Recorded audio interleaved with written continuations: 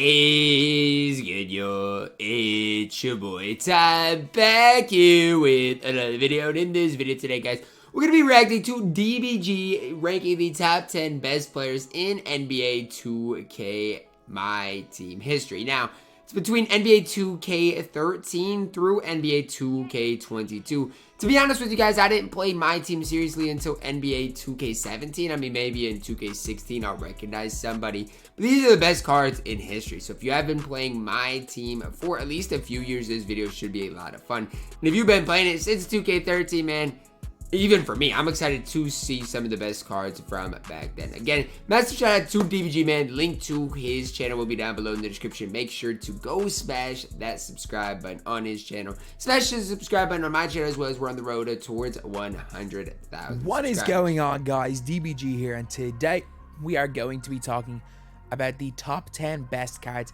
in my powered. It's not just necessarily going to be low rated guys that outperformed or guys that just shouldn't have been nearly as good as they were. These are going to be the best overall cards. So I'm not gonna lie, if 2K19 Giannis is not on here, the game is taken into account. So for example, I'm not going to put someone like 2K21 Sinvular in because that card came out in like August. So he shouldn't be on the list anyway. Guys in. There's one card that came out in late July that's on the list because he's just too good to not have here. But most of these cards were in the game from like June or earlier. Giannis got to be number one. Games, and which meant that there was enough time. As well as that, how they compare to their other players matters because we've had so many 99 all-stat cards nowadays that most of the time the cards aren't quite as OP because there's so many alternatives to them now that there wasn't back in the day. But first up is Zach LaVine. Here's a card I've never used. Like, I didn't play the game seriously back then. I've never used this card. Unstoppable player until this year. Zach LaVine literally got into an animation. If you got Zach LaVine with a sprint into a dunk animation, it was a guaranteed 2 points. This was a game. Like, how do you stop him, dude? 98 overall LeBron. And back in 2K15, that 98 overall LeBron was LeBron's second best card for the year. Did not matter. Zach LaVine was better than the best Kevin Durant card that year. And Zach LaVine was a day one silver card that you could use in lower seeds and road to the playoffs, which mattered a lot because he was a silver card. You could only use your gold players for half road. Why was he a silver card? It's so good. Playoffs. However, you could use Zach LaVine the whole. Oh my god! And literally, for a while, it was if you didn't have Zach LaVine, your opponent had Zach LaVine, you were going to lose the game. No matter how good they were, all they had to do was sprint to the basket and hold square, and it was 2 points on every check. This is ridiculous. 2K19, we're going with AK. I mean, I don't disagree. I did like this AK. I mean, wait, 2K19. Is that the Diamond AK? Diamond AK. I'm going with AK-47 for 2K19. He had the perfect blend of everything. He had the dribbling. He had the guard. I remember it was only early and late too. There was no slightlies. Normal 4-leaner. He had base 11. Base 11 was so cheap. As far as everything goes in NBA 2K19, I think that was AK's year. Yeah, Giannis was unbelievable, but you'll see later on in the video why I don't have that card included. You don't have... Bro, I should stop watching this video. You don't have Giannis on here. Like, what? He's my only 2K19 player. Why is Giannis should be at number 1? No, like, Andre Kirilenko. He's the best card we've ever seen. In a no position lock game, was playing point guard an awful lot. He was able to burst. His release was unbelievable. Very difficult to contest. He could fade from the halfway line. Was the best on-ball defender in the game. The guy was him. 2K19 AK is a card that Hito might have been more quote-unquote OP because he was an amethyst, but AK was the better of the two cards when it was all said and done. Then, Invincible Tacko. Bro, do y'all miss playing this? I mean, on next gen. I can only find footage of me using him on current gen. But even on current gen, the damn speed burst. On next gen, taller players ran faster with the ball. Bro, on current gen, that's where Tacko was literally smaller players. So he was the fastest player in the game when he had the ball in his hands. On current gen, once he got the speed burst animation, taller players bursted faster. Bro, the burst was horrible last year. As well as that, you could stick post hooks. So post hooks went in at a seriously high rate. You could use the stick very, very easily. So if you were a 7-foot center, you shoot post hooks over him. DBG's out here cheesing. They had to respect him because he had a 99 3 ball. Because at any given stage, you could just shoot the 3 ball and it would probably go in. So for me, anyway, like Tacko was him.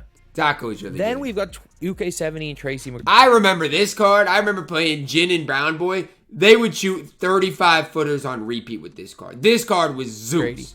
So you see that range right there, and you're like, oh my god, bro. T-Mac's range was ridiculous. He could shoot it from right here. That deep in a 2K game. That's what Hall of Fame Limitless range was in NBA 2K17.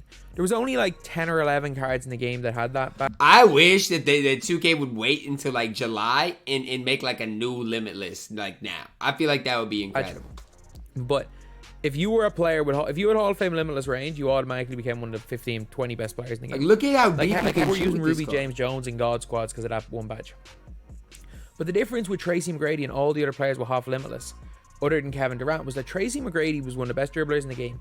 He also had that ability to attack the basket. He was literally the best player on the game. So he was a 6'8 player, no position locks. Everyone played him point guard. He also had a really, really good fade, which was better than Steph's at the time. He was one of the most unstoppable players. Bro, look at him. In all of my team. As well as that, the dude could literally pull from half court. You could hit whites from half court in this game. This is sad, bro. It's really sad. OP badge in the game. Can we take an appreciation to that for how far 2K is came? On a card that was already OP without the damn badge. This Tracy McGrady, by far the best player in 2K17. He was ridiculous. And now on to 2K18. Or, well, one more shot from T-Mac. Now we're on to 2K18. And I'm going to actually put in... The reason why 2K19 Giannis is not here is... The crazy part is I really don't... Like, I played 2K17 a lot more than I played 2K18. Because I think 2K18 Giannis is more OP. Was 2K19 Giannis a better card? Yes. 2K18 Giannis was not more overpowered. That's not true. The thing with 2K18 Giannis was, though, is that his release was better than 2K19's. 2K19 Giannis had a really slow release. That's true. So it was easy to contest, even though he had a 95 3-ball. 18, he'd one of the best releases in the game. The blow-by animation was a thing. Bro, blow-by cheese back then was he just ran to the so basket. horrible. You know what you could do? You played him a point guard because, well... Why wouldn't you? Really? One man fast break. Y'all remember that badge? Why did you play Giannis Antetokounmpo a point guard? Because there was no position locks. He was everyone's either point guard or a lot of people ran him at center because no one could guard him. The blow-by animation was crazy. The release was so good. He had a good 3-ball. You see that animation right there. You could not stop him. For me, yeah, 2K19 was great. 2K18 was more unstoppable. He was more unstoppable in my opinion. Then, I'm putting power within Luka. You might be saying, but Invincible Luka's better. When Power Within Luka came out, there was... We just got to remember Power Within Luka came out pre-250. I mean, and that's ridiculous. The second best point guard right now is Power Within Luka, and he was out when we played 250. No point guard. It's just crazy. Close to being to him. At least when Invincible Luka came out, there's been so many god tier point guards. Invincible Simmons was already out. Invincible Simmons was a week coming out. We already had like Ben Simmons. I literally won a game without dribbling because of Luka. Had Jordan. We already had all these cards. But when Invincible... Power Within Luka right now is still a top 5 point guard on my team. He is. And that is just a crazy thing. It's just the way Luka Doncic is broken in this game. And Power Within Luka epitomizes that. He epitomized that. I know obviously the thumbnail's got Invincible Luka, but for me, Power Within Luka epitomizes this game. That is crazy. It summarizes the one incredibly overpowered thing. He was like we've had. He is OP, bro. Well, people are literally like 2K22 sucks because Luka's broken.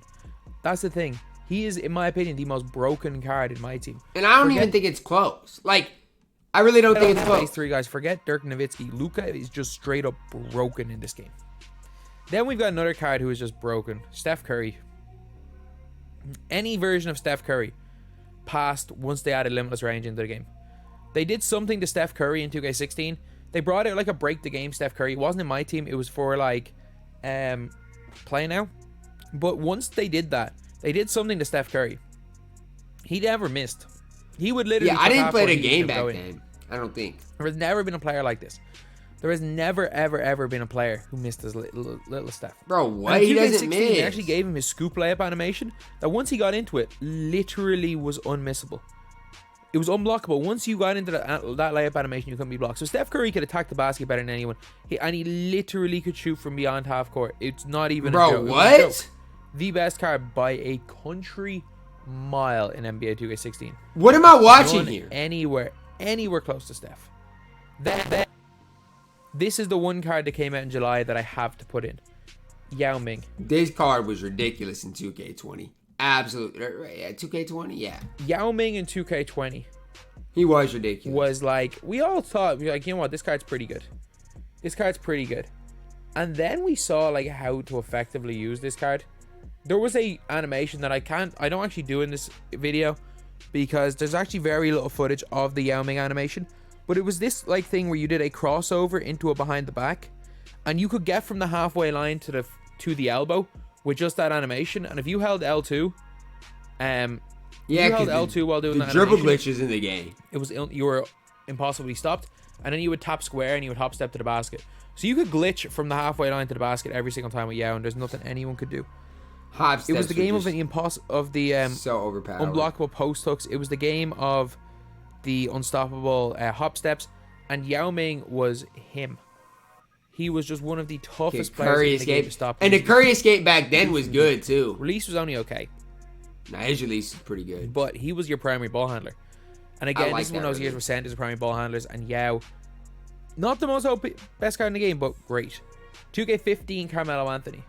Now, I got two 2K15 players. I low-key remember this, Melo. I don't know when I exactly played my team before, like, 17. I know I played in 17, but I remember this, Melo. Because this was a really weird year. This was a year where it was, like, the most overpowered cards in the game were free locker code cards that were, like, timed. Maybe I did play back then, because I remember doing these. But I don't know if I got this. Melo, lads. Melo had the best release in the game. Forget Tracy. Tracy McGrady was really good that year. For me, anyway, in terms of rankings, it goes LaVine was probably the best card in the game for most of the cycle. And then once they started coming out with these pink diamonds, Melo just took the cake. It took like the crown. I never used Carmelo Anthony, but I would get 30 dropped in my head every time I had him. Or every time I played against him. Oh my gosh, he looks like Zeus out there. And that was the thing. It was like, not everyone used all these locker code cards, but he was just unstoppable. He was just absolutely unstoppable. And yeah, best shooter in the game, best dunker in the game. A man amongst boys. Just why am I seeing him on defense? Just unbelievable card. And now, in my opinion, this was the most unstoppable card. This was literally a card that stopped me from my normally spend series. Until this year's Luka, this was the most unstoppable card in the game. I stand by that. Kareem Abdul-Jabbar. So imagine 98% of Yao Ming. I mean, it's like you needed Reem. I don't disagree. But the most overpowered card of all time? As good as Yao Ming, but he came out 2 months earlier. This card. That is true. For when Reem came out, that's a very valid point. Start of June. Goat Kareem. That's a valid point. He came out really early. Literally. You could dribble glitch up the floor with this guy. You could use him as a 3-hunter. I remember I don't lock in sets, and I locked in this Kareem. Right? He was a lock-in, right? Ball. Like, I used to put him guarding ball. And he could play power forward as well, so you could run him and Yao. But, like, look at the range, man. Yeah, he was ridiculous. Kareem was just demigod, the likes of we had never seen before. And the thing is, at least when Yao came out, there was Kareem. There was, like, Yao came out the same day as a cheap Dino and a cheap Eddie Curry. There were literally no Kareem stoppers. There were. You needed Kareem. I mean, he was Zeus in my team. There were no centers that could even live with Kareem. There was a reason he was 3 million MT, and honestly, the only time I'll say it, he was worth every penny of that 3 million MT. The guy literally would win you games by himself. And I don't lock in sets. So yeah. Now, I'm fine with the tier list, but this Giannis has to be on it. I don't care. This Giannis collector level from 2K19 deserved a spot. Nonetheless, guys, massive shout out to DBG for the W, top 10 best overall cards in my team history video. It's gonna wrap it up for our video today, guys. Drop a like on the video, subscribe if you are new, and as always, man, I love you guys, and have a blessed day.